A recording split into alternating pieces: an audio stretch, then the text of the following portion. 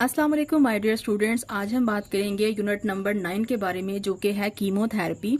Chemotherapy का मतलब है कि एक ऐसा इलाज जिसमें हम केमिकल्स का इस्तेमाल करते हैं, उस इलाज को हम कहते हैं chemotherapy. So the treatment of various disease by the chemical substance is called chemotherapy. अब हमारे पास जो मुख्तलिफ तरह की बीमारियां हैं, हमें उन बीमारियों के बारे में पता होना चाहिए, साथ साथ हमने उनकी ट्रीटमेंट के लिए कौन कौन से केमिकल सब्सटेंस इस्तेमाल करने हैं उनके बारे में हमें नॉलेज होना चाहिए।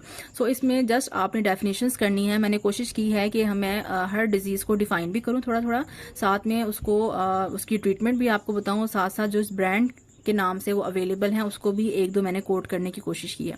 तो सबसे पहले हम बात करते हैं कि कीमोथेरेपी के अंदर कौन कौन सी बीमारियां आती हैं। तो इसमें जितने भी आपके माइक्रो ऑर्गेनिजम्स हैं, फॉर एग्जांपल बैक्टीरिया है, वायरस है, फंजाई है, प्रोटोजोआ है, एलजी है, इसके साथ साथ कैंसर जो कि किसी जरासीम से नहीं होता, बट वो भी हमारे पास कीमोथेरेपी में आता है क्योंकि उसके अंदर भी हम केमिकल्स के जरिए से बीमारी का इलाज करते हैं। तो सबसे पहले हम बात करते हैं कि एंटी बैक्टीरियल्स क्या होती हैं। फर्स्ट ऑफ ऑल तो आपको पता होना चाहिए कि बैक्टीरिया क्या है। बैक्टीरिया का टॉपिक जो है वो आपने माइक्रोबायोलॉजी में पढ़ा है कि बैक्टीरिया एक जरासीम है या माइक्रो ऑर्गेनिज्म है जो कि हमारी बॉडी के अंदर जब एंटर होता है तो बहुत सारे इश्यूज जो है वो क्रिएट करता है, प्रॉब्लम्स क्रिएट करता है। तो इस तरह की प्रॉब्लम्स को रोकने के लिए जो हम मेडिसिन इस्तेमाल करते हैं उसको हम कहते हैं एंटी बैक्टीरियल ड्रग्स। ऐसी दवाइयां जो कि बैक्टीरियल डिजीज के खात्मे के लिए इस्तेमाल होती हैं उनको हम एंटी बैक्टीरियल ड्रग्स कहते हैं। So, drugs which are used to treat bacterial disease are called antibacterial drugs। अब ये दो तरह की हो सकती हैं, एक होती हैं बैक्टीरियोस्टेटिक और एक होती हैं bacteriocidal.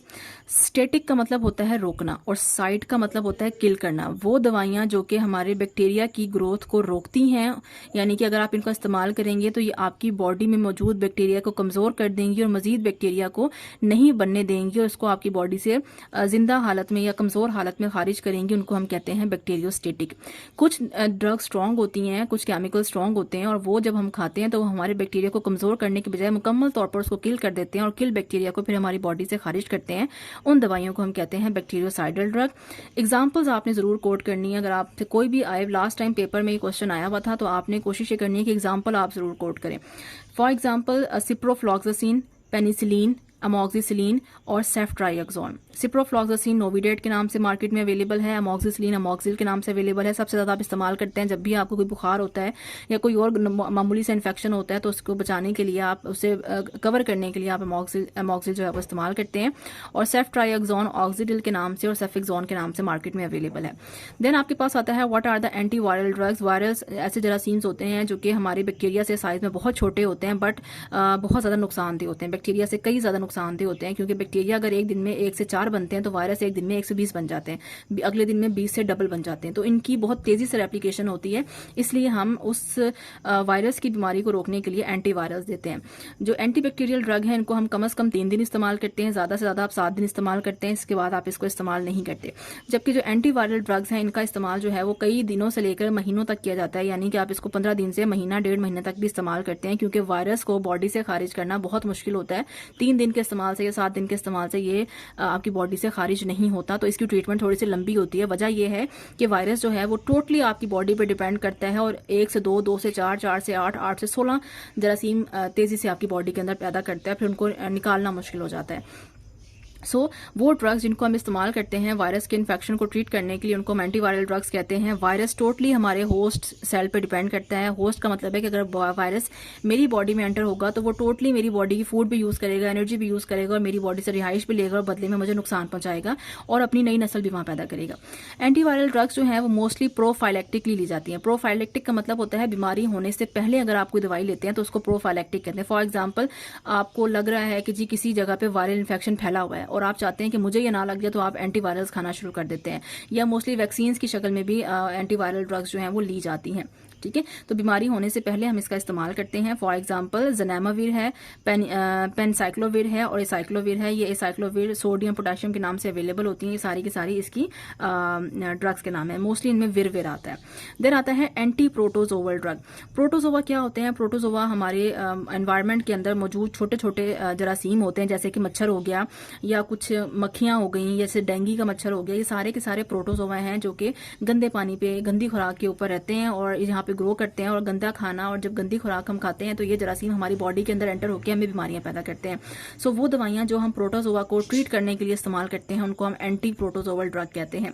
So protozoa are unicellular organisms that can infect the host. For example mosquito कौन क्या क्या काज कर सकता है? मलेरिया काज कर सकता है। मलेरिया का जो मच्छर है उसको हम कहते हैं फीमेल एनाफिलीज मॉस्किटो। फीमेल मच्छर इसलिए मलेरिया काज करता है क्योंकि वो रिप्रोडक्शन कर सकता है। मेल जो है वो रिप्रोडक्शन क्योंकि नहीं करता, यानी कि वो नए जरासीम पैदा नहीं कर सकता, तो इसलिए मेल अगर आपकी बॉडी में दाखिल होगा तो वो मलेरिया पैदा नहीं करेगा। बट अगर फीमेल मच्छर दाखिल हो जाएगी क्योंकि उसके पास अंडे होते हैं तो वो अंडे दे देकर आपकी बॉडी में मलेरिया के सिम्टम्स प्रोड्यूस करती है। इस तरह से डेंगू भी मच्छर से होता है, बट मच्छर का नाम डिफरेंट है। जो डेंगू का मच्छर है उसे हम कहते हैं एडीज इजिप्टीज। तो दोनों जो है मलेरिया से होने वाली मच्छर से होने वाली बीमारियां हैं, और मच्छर क्या है? प्रोटोजोआ है। वो ड्रग्स जो हम प्रोटोजोवल इन्फेक्शन को ट्रीट करने के लिए इस्तेमाल करते हैं उसको हम कहते हैं anti protozoal drug. Most common drug जो है फ्लैजिल है। डेट इसमें कौन सा साल्ट होता है? इसमें हमारे पास मेट्रोनिडाजोल होता है। ये सॉल्ट है, ये इसका ब्रांड नेम है। ठीक हो गया। इसके अलावा एंटी प्रोटोजोवल में जो ड्रग हमारे पास आती है वो है एमियोडाक्विन, जिसको आप बेसोक्विन के नाम से भी याद रखते हैं। ठीक है। इसके अलावा क्विनिडीन जो हमने कोग्नोजी में पढ़ा है, सिनकोना बार्क से मिलता है क्विनिडीन, वो भी एंटी मलेरिया के लिए इस्तेमाल की जाती है। देन हमारे पास आती हैं एंटी हेलमेंथिक। हेलमेंथिक्स क्या होते हैं? ये जो छोटे छोटे कीड़े होते हैं जो बॉडी के अंदर पड़ जाते हैं, इसको आप सूंडियां भी कहते हैं। अक्सर बच्चों के पेट में आपने देखा होगा कीड़े पड़ जाते हैं, जो कि उनकी अब तो खैर नहीं पड़ते, लेकिन पुराने वक्तों में जो 90s के बच्चे हैं, जो हमारी एज के बच्चे थे, उनके पेट में अक्सर कीड़े पड़ते थे, क्योंकि जाहिर है मट्टी में खेलते थे और हम गलियों में खेलते थे। तो उससे जब आप मट्टी में या गंदे पानी में खेलते हैं तो उससे आपके बॉडी में वो कीड़े या आपके नाखून के जरिए से, जब आप मुंह में नाखून लेते हैं तो वो कीड़े मट्टी के अंदर होते हैं, वो आपकी बॉडी के अंदर दाखिल हो जाते हैं। फिर वो बच्चों की बॉडी के अंदर दाखिल होने के बाद वो बच्चों की बॉडी में पेट में दाखिल होते हैं, बच्चों का पेट का खून चूसते हैं, वो बड़े हो जाते हैं, और उसके बाद फिर वो बच्चों की फूड इस्तेमाल करते हैं और बच्चे कमजोर होना शुरू हो जाते हैं, उनको खाना नहीं लगता, वो कमजोर हो जाते हैं। तो डॉक्टर फिर उनको मेडिसिन देते हैं जिनको हम एंटी हेलमेंथिक ड्रग्स कहते हैं। एंटी हेलमेंथिक ड्रग्स जब आप खाते हैं तो एंटी हेलमेंथिक ड्रग्स दो तरह की होती हैं। एक वो होती हैं जो जिंदा कीड़ों को आपकी बॉडी से आपके फीसिस के जरिए से खारिज करती हैं, यानी फुजले के जरिए से खारिज करती हैं। कुछ एंटी हेलमेंथिक्स वो ड्रग्स होती हैं जब हम खाते हैं तो वो हमारी बॉडी से उन कीड़ों को मरे हुई शक्ल में खारिज करती हैं। तो आज भी वो लोग जो कि इन ऐसी जगहों पे रहते हैं जहाँ पे पानी जो है वो गंदा है, या वो लोग जहाँ पे जिनके बच्चे मट्टी में खेलते हैं, उनको ये कीड़ों की बीमारी जो है पेट में होती है, तो उसकी ट्रीटमेंट के लिए हम जो ड्रग्स यूज करते हैं उनको एंटी हेलमेंथिक्स कहते हैं। सो हेलमेंथिक्स जो है वो वर्म्स होते हैं, यानी कि कीड़े होते हैं जो कि हमारी बॉडी पे इफेक्ट करते हैं। वो ड्रग्स जिनको हम ट्रीटमेंट ऑफ वर्म्स के लिए यूज करते हैं उनको आप एंटी हेलमेंथिक ड्रग्स कहते हैं। इसमें वर्मी फ्यूज भी होते हैं। वर्म्स का वर्ड है ना, क्योंकि तो वर्मी फ्यूज का मतलब है वो दवाई जो कि सिर्फ कीड़ों को बॉडी से खारिज करती है, लेकिन वो जिंदा हालत में खारिज होते हैं। आप बच्चे के फुजले को गौर करें तो उसके अंदर कीड़े जो है वो मूव कर रहे होते हैं। तो ऐसी दवाई जो जिंदा हालत में, कमजोर हालत में कीड़ों को खारिज करेगी बॉडी से, उसको हम वर्मी फ्यूज कहेंगे। और वो दवाई जो कीड़ों को मार के बॉडी में कीड़ों को मारेगी फिर आपकी फीसिस के जरिए से खारिज करेगी, उसको हम वर्मीसाइड कहते हैं। ठीक है। तो इसमें दो तरह की ड्रग्स आती हैं, एक आती है एल्बेंडाजोल, दूसरी आती है प्राजिक्वेंटल। एल्बेंडाजोल जेंटल के नाम से अवेलेबल है और प्राजिक्वेंटल जो है वो वर्मॉक्स के नाम से अवेलेबल है। देन आपके पास आता है what are the anti fungal drugs. Fungi जो है वो आपने पढ़ा है कि फंजाई क्या होती हैं। मोस्टली हमारा जो फूड आइटम्स होते हैं, फॉर एग्जांपल आपकी ब्रेड है या आपकी जो रोटी है, उसके ऊपर उसको अगर आप कुछ देर के लिए रख दें तो उसमें क्या होता है, फंगस लग जाती है, ग्रीन ग्रीन सी या वाइट सा कोई उसके ऊपर इन्फेक्शन हो जाता है, उसको आप फंगल कहते हैं। इसी तरह से हमारी स्किन के ऊपर स्पेशली ये जो हमारे दरमियानी एरियाज होते हैं, इसी तरह से पाँव के जो एरियाज होते हैं, जो हमारे लिप्स के कॉर्नर्स होते हैं, सम टाइम कुछ लोगों को यहाँ पे दाद या इन्फेक्शन हो जाता है, वो भी फंगल इन्फेक्शन होते हैं। तो फंजाई जो है वो सिंगल सेल भी होती है, मल्टी सेल भी होती है। सिंगल सेल को हम यीस्ट कहते हैं, मल्टी सेल को हम मोल्ड्स कहते हैं। खैर वो डिफरेंट चीज है, बट किसी भी तरह की फंजाई जो आपकी बॉडी पे इन्फेक्ट करती है, ज्यादातर ये आपकी स्किन इन्फेक्शंस पैदा करती है, यानी आपकी स्किन के ऊपर इन्फेक्शंस होते हैं, तो इनको आप फंगल इन्फेक्शंस कहते हैं। इनको ट्रीट करने के लिए हम क्या यूज करते हैं, एंटी फंगल ड्रग्स यूज करते हैं। तो फंगल इन्फेक्शन जो है वो ज्यादातर स्किन पर होते हैं, बालों पर होते हैं और नेल्स पर होते हैं। वो ड्रग्स जिनको हम ट्रीटमेंट ऑफ फंजाई के लिए इस्तेमाल करते हैं उनको एंटी फंगल ड्रग्स कहते हैं। For example fusidic acid plus hydrocortisone, ये फ्यूडिक क्रीम के नाम से अवेलेबल है। आपकी स्किन के ऊपर अगर कोई दाद हो जाए, कोई इन्फेक्शन हो जाए और फंजाई की वजह से हो, तो इसी बड़ी अच्छी क्रीम है। इसके साथ साथ हमारे पास म्यूकोनाजोल होता है, ये माइकोनाइट क्रीम के नाम से अवेलेबल है, क्योंकि हमने पढ़ा है कि ज्यादातर ये स्किन के ऊपर होते हैं, हमारी बॉडी के अंदर नहीं होते। तो क्योंकि स्किन के ऊपर होते हैं तो हमें क्रीम्स की शक्ल में मेडिसिन जो है वो इस्तेमाल की जाती हैं। देन आता है what are the anti TB drugs. TB आप क्या है, टीबी को आप कहते हैं ट्यूबरक्लोसिस। ये टीबी उन लोगों को ज्यादा होता है जो कि अंडर डेवलप्ड कंट्रीज हैं, गरीब ममालिक हैं, जिसमें हमारा मुल्क भी आता है पाकिस्तान, जहाँ पे लोगों को न्यूट्रिशन प्रॉपर नहीं मिलती, पानी जो है वो साफ नहीं है। तो ऐसी जगहों लोगों पे जो टीबी का जरासीम है वो ग्रो करता है। जब आप गंदा पानी पीते हैं तो उसके अंदर एक बैक्टीरिया होता है, that is called Mycobacterium tuberculosis, जो कि बैक्टीरिया टीबी काज करता है। इसी तरह से गंदी खुराक के अंदर भी बैक्टीरिया पाया जाता है। जब हम उसको अच्छे से वॉश नहीं करते और ऐसे ही हम उसको खाना शुरू कर देते हैं, चाहे वो सब्जियां हैं, फल हैं, गोश्त हैं, तो ये बैक्टीरिया हमारी बॉडी के अंदर एंटर होता है। जब ये बैक्टीरिया हमारी बॉडी के अंदर एंटर होता है तो ये हमारी बॉडी के मुख्तलिफ ऑर्गन्स के अंदर टीबी पैदा कर सकता है। आज नॉर्मली हमें ये लगता है कि टीबी जो है सिर्फ लंग्स का होता है, फेफड़ों को खराब करता है, बट आज के दौर में टीबी हर ऑर्गन का होता है। ब्लड का टीबी है, ब्रेन का टीबी है, आपकी बोन्स का टीबी होता है, हर ऑर्गन का टीबी है जो है वो मौजूद होता है। सो ये जो बैक्टीरिया है जब हम हमारी बॉडी में एंटर होता है तो फिर ये बैक्टीरिया हमसे सामने वाले बंदे तक भी ट्रांसफर हो सकता है। अब तक हमने जितनी दवाइयाँ पढ़ी हैं, सॉरी ड्रग्स पढ़ी हैं या हमने डिजीज पढ़ी हैं, उनमें से कोई भी दवाई ऐसी नहीं है या कोई भी ड्रग डिजीज ऐसी नहीं है जो कि एक पेशेंट से दूसरे पेशेंट तक डायरेक्ट फैलती हो, ये सिवाय वायरल इन्फेक्शंस के। ठीक है, उसमें भी कुछ टाइप्स आती हैं, सारे के सारे वायरल इन्फेक्शन नहीं है। बट टीबी एक ऐसी बीमारी है कि अगर किसी पेशेंट को मौजूद है और आप उससे मिलना चाहते हैं तो आपने बहुत एहतियात करनी है। आपने मास्क का इस्तेमाल करना है, पेशेंट को आपने गले नहीं लगाना, उसके बर्तन के अंदर आपने खाना नहीं खाना, क्योंकि टीबी का जो जरासीम है ये हवा के जरिए फैलता है। अगर वो पेशेंट छींक रहा है, खांस रहा है, उसके खाने की टेबल, उसकी जो खाने की प्लेट है, उसके जो बर्तन है, उसके जो कपड़े हैं, उसके ऊपर ये जरासीम मौजूद हो सकता है। और ये आपके हाथ के जरिए से, आपके कपड़ों पे हाथ लगा और आपने मुंह में लगा लिया, नाक पे लगा लिया, तो ये आपकी बॉडी में एंटर होकर आप में भी टीबी काज कर सकता है। तो जिन लोगों ने टीबी के पेशेंट्स देखे हैं उनको आइडिया होगा कि जिस हॉस्पिटल में या जिस वार्ड में टीबी का पेशेंट होता है वहां पे आप इसी तरह से बिल्कुल पैक होकर जाते हैं जैसे कभी हम कोरोना के दौर में पैक होकर पेशेंट के पास जाते थे। So it is a bacterial infection जो कि माइकोबैक्टीरियम ट्यूबरक्लोसिस की वजह से होता है। ये ज्यादातर स्नीजिंग और कफिंग से फैलता है। स्नीजिंग का मतलब है छींकना, कफिंग का मतलब है खांसना। दिस इन्फेक्शन जो है affect different organs of the body. Drugs that are use for the treatment of TB, इनको हम एंटी टीबी ड्रग्स कहते हैं। फॉर एग्जाम्पल इसमें मोस्टली 4 ड्रग्स यूज की जाती है टीबी के ट्रीटमेंट में। 7 से 8 माह का कोर्स होता है। ये कोर्स आप पूरा करते हैं तो टीबी का जो है वो इलाज आज के दौर में पॉसिबल है। ठीक है, यही ड्रग्स हैं, इसके अलावा मोस्टली ड्रग्स इस्तेमाल नहीं होती टीबी में। रिफेम्पिन है, आइसोनियाजिड है और इथाम्ब्यूटल है। इसके अलावा प्राजिक्वेंटल है, बट वो ज़्यादा इस्तेमाल नहीं है। ज़्यादातर यही 3 ड्रग्स जो हैं वो मुख्तलिफ दवाइयों में कॉम्बिनेशन में इस्तेमाल की जाती हैं। फर्दर ड्रग जो कि टीबी में इस्तेमाल होती है वो है रिफेम्पिन, जो पीछे भी लिखा हुआ है, उसका ब्रांड नेम यहाँ लिखा है। और इसके अलावा पैराजिनामाइड है। तो ये 4 ड्रग्स जो हैं वो हम टीबी के लिए इस्तेमाल करते हैं, आपने याद रखनी है। रिफेम्पिसिन, इथाम्ब्यूटल, पैराजिनामाइड और एक और 4 थी वो मुझे याद नहीं आ रही।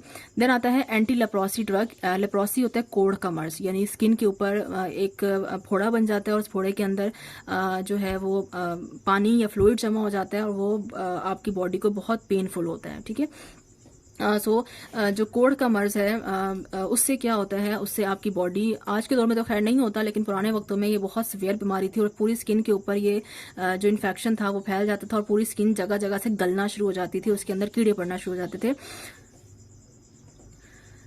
जिस जगह पे स्किन गलना शुरू होती है वहां से आपका जो मसल है या गोश्त है वो झड़ना शुरू हो जाता है। हमारे प्रॉफिट हज़रत अय्यूब अलैहिस्सलाम, जिनके सब्र की मिसाल दी जाती है, उनको भी लेप्रोसी का मर्ज था, कोढ़ का मर्ज था। उनकी स्किन जो थी वो, उन्होंने तकरीबन 40 साल का अरसा जो था वो इस मर्ज में गुजारा था और उनकी स्किन के ऊपर इतना ज़्यादा इन्फेक्शन फैल चुका था कि उनके बीवी बच्चे उनको छोड़ के जा चुके थे और उनकी स्किन के ऊपर कीड़े पड़ना शुरू हो गए थे। फिर अल्लाह ताला से उन्होंने दुआ मांगी थी, अल्लाह ताला ने उनको इस मर्ज से निजात दी थी।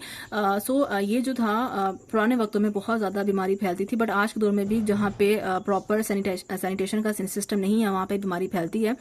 ये बैक्टीरियल इन्फेक्शन है। बैक्टीरिया का नाम है माइकोबैक्टीरियम लेप्रा, जो कि ये लेप्रोसी की बीमारी है, कोढ़ का मर्ज पैदा करता है। ये मोस्टली हमारे स्किन के ऊपर या जो हमारे लम्स हैं हमारी स्किन पे इफेक्ट करता है और उस पर लम्स फॉर्मेशन करता है। लम्स का मतलब है नोड्यूल्स बना देना, उभार बना देना, फोड़े बना देना। वो ड्रग्स जिनको हम लेप्रोसी की ट्रीटमेंट में यूज करते हैं उनको हम एंटी लेप्रोटिक ड्रग करते हैं। मोस्टली कॉमन ड्रग जो है वो डेप्सॉन है और ये डेप्सॉन के नाम से ही अवेलेबल है। इसके अलावा कोई बहुत अच्छी ड्रग इसकी और अवेलेबल नहीं है। देन आता है कैंसर। कैंसर से पहले हमने जितनी भी ड्रग्स पढ़ी हैं या जितनी भी दवाइयाँ पढ़ी, डिजीज पढ़ी हैं, वो सब की सब किसी जरासीम से होने वाली बीमारियां थी और उनकी ट्रीटमेंट के लिए हम केमिकल्स का इस्तेमाल करते थे। लेकिन कीमोथेरेपी में वाहिद एक ऐसी डिजीज जो कि जरासीम से नहीं होती, उसको आप कैंसर कहते हैं। कैंसर एक ऐसा इन्फेक्शन है जिसमें हमारी बॉडी के अपने ही सेल के दुश्मन बन जाते हैं, इसलिए हम इसको ऑटो इम्यून डिजीज कहते हैं। इसमें कोई जरासीम, कोई वायरस, कोई बैक्टीरिया, कोई प्रोटोजोआ बाहर से एंटर नहीं होता, बल्कि आपकी बॉडी अपने ही सेल्स को नुकसान पहुंचाना शुरू करती है, अपने सेल्स को दुश्मन समझना शुरू कर देती है और एबनॉर्मल जो है वो डिवाइड होना शुरू हो जाती है। कैंसर की ट्रीटमेंट में भी क्योंकि हम केमिकल्स का इस्तेमाल करते हैं उसको हम कीमोथेरेपी कहते हैं। वो ड्रग्स जिनको हम इस्तेमाल करते हैं कैंसर की ट्रीटमेंट में, कैंसर को आप ट्यूमर भी कहते हैं, नियोप्लेजिया भी कहते हैं, उनको हम एंटी कैंसर ड्रग्स कहते हैं। कैंसर का जब कैंसर एक जगह पर होता है तो वो कंट्रोल होता है, बट जब कैंसर फैलना शुरू होता है तो उसको हम कहते हैं मेटास्टेसिस। ठीक है, ट्रीटमेंट ऑफ कैंसर दो तरह से की जाती है, हम कीमोथेरेपी से भी कर सकते हैं और हम रेडियोथेरेपी से भी कर सकते हैं। कोशिश करेंगे पहले कीमोथेरेपी से करते हैं, बट अगर केमिकल्स काम नहीं करते तो फिर हमें रेडिएशन पे जाना पड़ता है। अब इसमें जो कॉमन ड्रग्स हम इस्तेमाल करते हैं वो है विनक्रिस्टीन और विनब्लास्टिन। आपने फार्माकोग्नोसी में एक ड्रग पढ़ी थी कैथरेंथस, कैथरेंथस रोजियस एक ऐसी ड्रग थी जिसके अंदर केमिकल्स था विनक्रिस्टीन और विनब्लास्टिन। वहाँ मैंने आपको ये बात बताई भी थी क्लास में कि विनक्रिस्टीन और विनब्लास्टिन ऐसे केमिकल्स हैं जो कि एंटी कैंसर इलाज के लिए इस्तेमाल होते हैं। तो ये था आपका टॉपिक कीमोथेरेपी का। आई होप आपको अच्छा लगा होगा, आपने कुछ ना कुछ जरूर सीखा होगा। वीडियो पसंद आई तो please like this video and subscribe my channel. Thank you so much. अल्लाह हाफिज़।